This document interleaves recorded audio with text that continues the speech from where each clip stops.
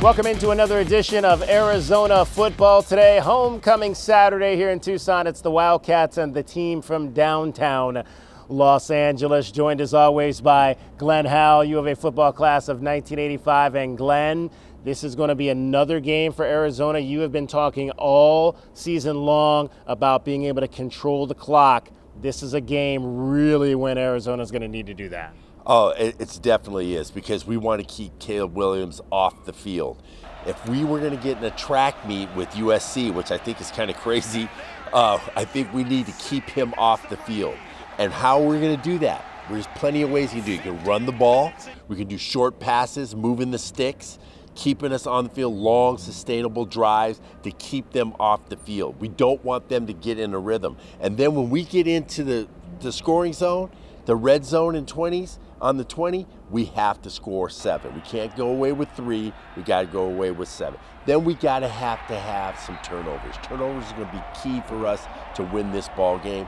And I want a big play on special teams. Yeah, you talk about turnovers, Glenn, and one of the things I was talking about this week is what happened to the turnover sword, the turnover cactus. It's your favorite phrase. It's gone on the milk carton. Yeah. We haven't seen it a whole lot, so it'd be nice to see the turnover cactus come back in this ball game. Let me give you my one guy to watch on the USC defense, Glenn, and I'm talking about Sierra Wright. His dad played right here, Claudius Wright, back in the early 1990s. He's a fast guy. He's not speedy fast, but he's the fastest guy on USC's team, and he's got one of their 12 interceptions. They can take away the football. Yeah, I think what they're going to do on defense, I think they're just going to try to man us up.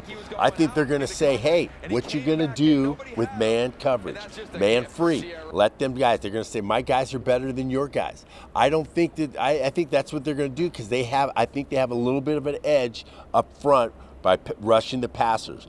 We're going to have some great protection to have Jaden. Are we going to roll him out, get him a little extra time, run away from that rush? Because they have some good pass rushers. And when you talk about the Arizona defense, we saw kind of a little bit of a breakout performance from Jacob Manu at the linebacker position in Glenn, and that's one of the things I've talked about all season long is you have got to have negative plays from those linebackers. You've got some linebackers that don't have any negative plays this season. And it's interesting, Glenn, I went back and I looked at another team that runs 4-2-5, and that's the Ohio State Buckeyes, one of the best teams in the country. And you know who's making all their negative plays? Yes. Their linebackers. Yeah, and that's it. Manu probably is ecstatic. He's going against his home team, USC. That's where he's at, where he's from. He's going to be able to play against the USC Trojans and make some plays. That was the only change that I saw. We said that the depth chart came out a little late. I'm thinking that there was going to be all kinds of change. That was the only change I saw that we saw on the depth chart where that is. And Sam Lang is going to start. He's going to start. There was 2 changes.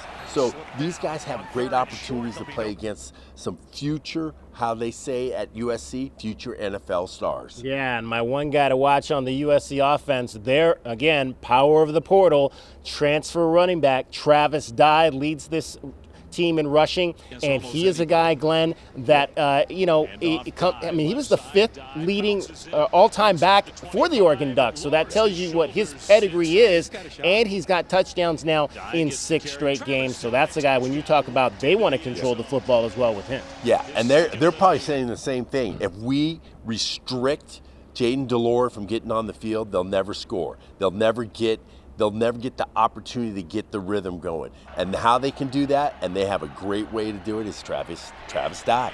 Run the football. And what is University of Arizona really weak at? Stopping the run. Yeah, I want to talk a little bit about Hunter Echols because obviously, Glenn, this is going to be a big ball game for him. This is his former team. He spent 4 years there. Interesting. In fact, I want you to hear what he had to say earlier this week about why he chose to leave USC and come to play at Arizona.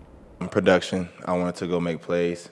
I wanted to be somewhere where I could be the guy, go somewhere where I could take 60 reps a game. I've never had that happen for me at USC. I mean, no discredit to them. It's kind of hard to play in front of Drake Jackson or Uchenna Nwosu or Christian Rector or all these 5-star guys are guys that are now in the NFL.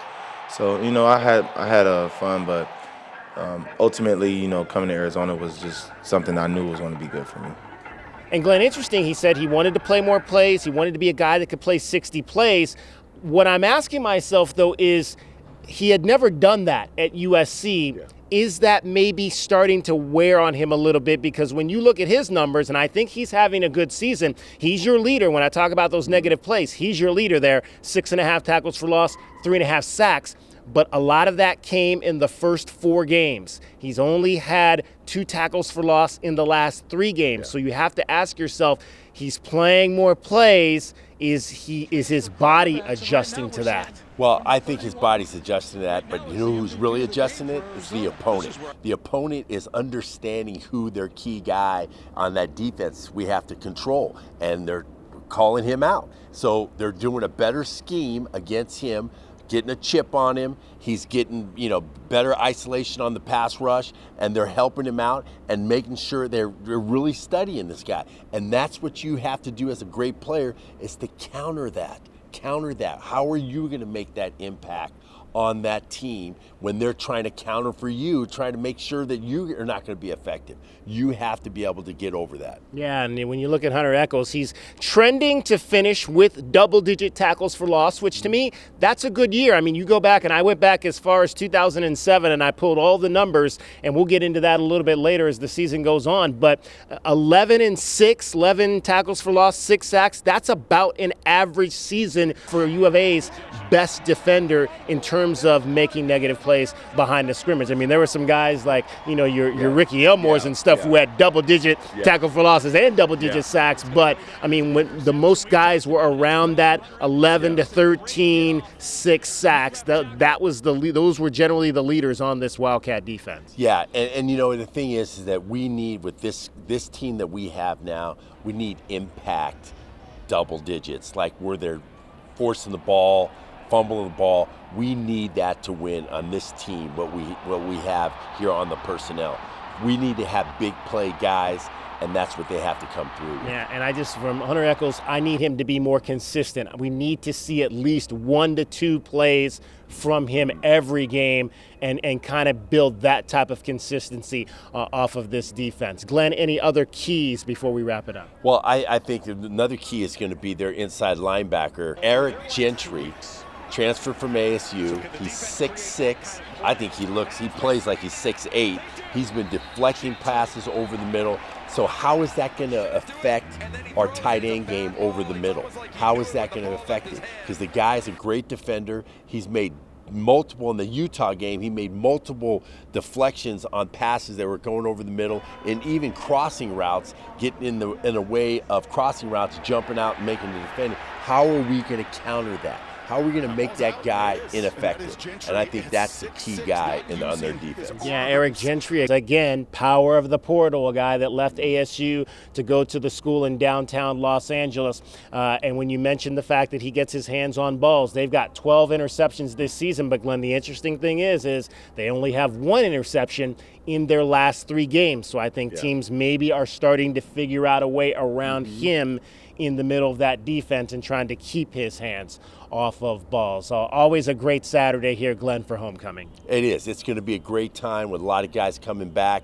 Some great play. Gronk's back. When Gronk's back, the party's on. Okay, so Club G we heard about this week. Club G, man. I mean, the guy is like energetic, man. It's unbelievable. The energy that he brings, and we have to have that energy in the crowd on this Saturday. It's a 4:00 game. It's going to be wonderful. It's going to just be absolutely gorgeous outside. So I'm excited about having the guys come back and see if we can pull one out on homecoming. It's going to be, are we going to play chess or checkers? That's the thing I want to know, is that we're going to have to be really smart and try to get to USC. That's the thing that we're going to have to do. Yeah, in fact, I love the fact that you've got guys. Antoine Kaysen is back this weekend. He spoke to the team, and it was interesting. Gronkowski brought up, the one big game he remembered was that Thursday night game against Oregon back in, I believe it was 2007, which was a game in which Antoine Kaysen had a big play. So those are guys that know what winning